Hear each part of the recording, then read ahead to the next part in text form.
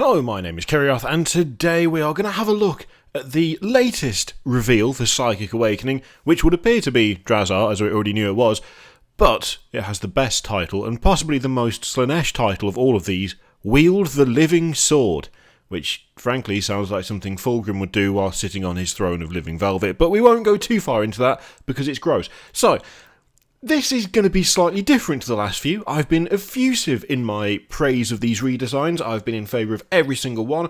I've loved the fact they've kept it faithful, they've just updated, and that is not likely to continue in this particular video, unfortunately. But still, I don't dislike... Look, we'll just get into it. So, Psychic Awakening is still a thing that's happening. Things are still bad. We have the last part of the prophecy right here. Though their words are inspiring and full of dark hope, the truth at their core is a single diamond on a swathe of black silk. It's definitely getting weird now. They believe that through annihilation can be found rebirth. One question abides. What if they are right?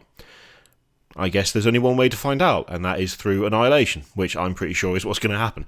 So, let's have a quick look at this here video.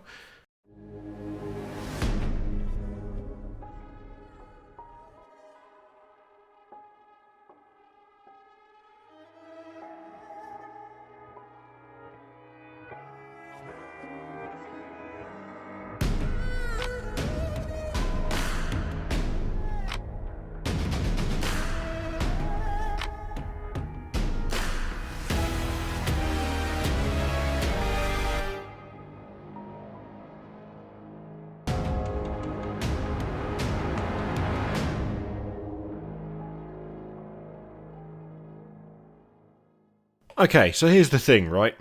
Here is the thing. I really like this model. I do. I cannot lie and say that I don't like it, because I do. It has a touch of the hero pose about... Well, I say a touch. It very much has the hero pose thing going, which I'm not necessarily a fan of for all heroes. I think there's a time and a place for it. I'm not quite sure... I don't know. I'm just not feeling it for this particular one. The pose itself I don't mind, I think. It's more the ruins that he stood on. There's something about it that's just not doing it for me, which is weird because I actually really like that base, and I could see myself using the base for something not him. The thing is, with this, is I cannot complain about the model itself. I would be putting on dissatisfaction. I would be making up, lying about not liking it if I said I didn't like it, because I do like it. It's, undisputably Dark Eldar. The detail is really, really nice. The number of, shattered spirit stones and stuff is great. There is a definite air of, this person is significant. You can tell they're significant just by looking at them. Yes, he does look similar to the other Incubi, and in a way, I don't really think that's a bad thing. I think the kind of extra ornamentation, it's not too over the top, but it does signify this as being someone extraordinary. I like the design of the weapons. I like the design of the helm. The horns are a little bit over the top, but then again, when you actually look at the kind of segmented feel of the armour and just the overall aesthetic of the Dark Eldar as a whole, the horns don't look out of place. It's not like they look like they're from another model. They do fit overall, I think, the look of the Dark Eldar quite nicely. But all that being said, whilst I like every part of this model, I don't like that this model is supposed to be Drazhar. Now, the thing is, I'm not a huge, I don't have any expertise in the story of the Dark Eldar. But we do have an old model to go off. And one of the things I've really liked about these reimaginings, these updates, is that they've been very faithful to the previous versions, but they've just simply brought them in line with everything else. There's been an increased level of detail, just an increased quality. They've been brought into... They've just been modernised, but in a smooth way. The transition has been very nice in that you could instantly tell what the thing was just from having looked at the old model and the new one. You're like, okay, that's an updated version of that. Awesome. This isn't that. This doesn't look like the old version of Drazhar for me. There is something about this model, whether it be the attitude of it, the pose of it, there is something about this that is just not the same. It doesn't feel like they've updated Drazhar in this. It feels like they've taken a new model and just given it that character's name. The similarities are so sparse. One of the things that I really feel that should have been kept, genuinely, is the helmet of the old one. I mean, that is a unique helm. The rest of the Incubi don't have that shape to their head. It singles that model out as being something different. And the same thing with, there's a praying mantis look going on with the way that the swords are held here, which gives, again, a lot of personality to this model, that whilst the new model is good, and I can't say it's not good because I would be lying if I said I didn't think it was good, it's not the same. The personality is not the same. The presence isn't the same. With all the others, it feels like they've taken the old one, they have just modernised every part of it, brought it in line with, the level of detail that every other model has got, every new model anyway. With this, it doesn't feel like the same character.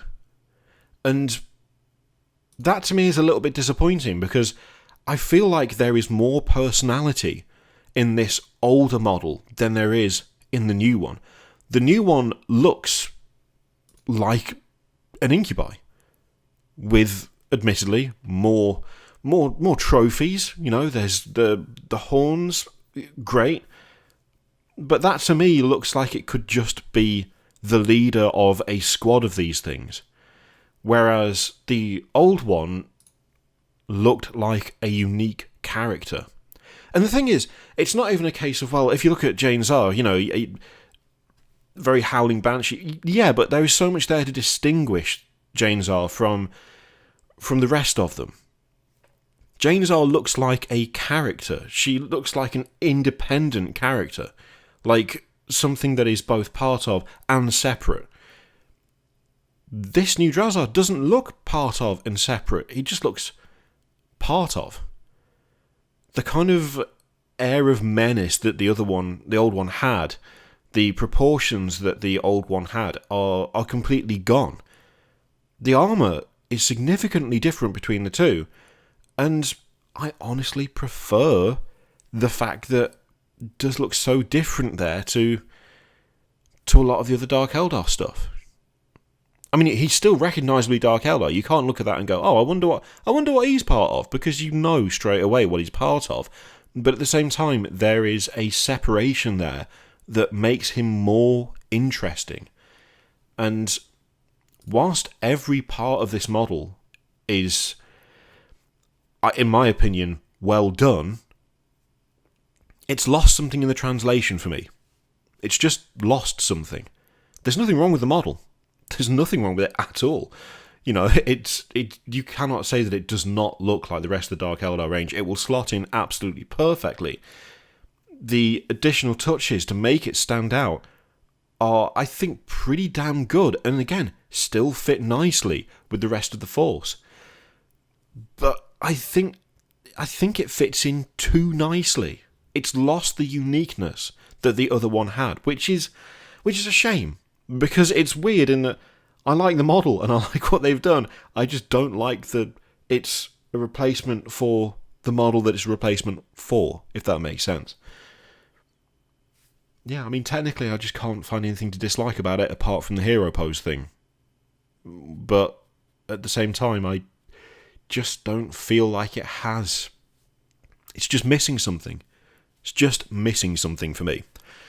Anyway, what can he actually do? That's a fairly important thing to think about. So, he has... we've gone straight back. So, it is an astonishingly awesome model. I just don't think it looks like... I prefer the old one, weirdly. So, poised on a ready stance atop some Eldari ruins, Drazhar bears the Executioner's Democlaves in each hand. Speaking of which, to ensure he hits as hard as a Master Duelist should in combat, the profile of his blades has been improved to damage 2. So, the Demiclaves. When you fight, you select one of the two profiles. So, single blade is strength plus 1, AP minus 3, damage 2. Dual blades is strength user, but AP minus 2, damage 2. When the bearer fights with dual blades, it can make 2 additional attacks with this weapon. Okay, right. Damage to... I don't know his profile off the top of my head. That could be quite significant. That could be nice. Okay, cool. So yeah, lethal precision when resolving an attack made with a melee weapon by this model on an unmodified wound roll of 6. Add 2 to the damage characteristic of that weapon for that attack. Oh my god, he's going to hit like a bloody truck, isn't he? If you're not careful. I mean, Master Swordsman, the living sword, the kind of, the name suggests. Yeah, I don't know. I like it. I do like it. It doesn't have whatever that model has. This one doesn't have it. That's all it is. On like a technical standpoint, I can't dislike it. I can't dislike it, but it's just not as unique as that. But that's just me. That's just my opinion. And you may well disagree. In fact, I suspect quite a few of you will, which is absolutely fine. Let me know what you think of all of that in the comments down below. Before, as you do that, click all the things, obviously. Patreon, video subscribe, all that stuff. And as always, there is an affiliate link in the description down below. Now, I'm doing something new with the affiliate link, which is that starting this month, 10% of anything I earn through that affiliate link will be donated to charity at the end of the month. So, essentially, when you click that link and you buy something from Element Games using my link, it's a way to support the channel, because you just click it and you buy the thing you were going to buy anyway, and you're done, and it's cheaper than buying it from Games Workshop. But also, at the end of it, I will put up a poll at the end of each month. We'll decide what charity to give 10% of the income from that link to, and we will give 10% of it away. So, yeah, that's what I'm going to do with that link from this point forward. So, again, it's entirely up to you. You can click it if you like. You don't have to. I leave it in your capable hands. Thank you very much for watching, and I will see you next time. Toodaloo.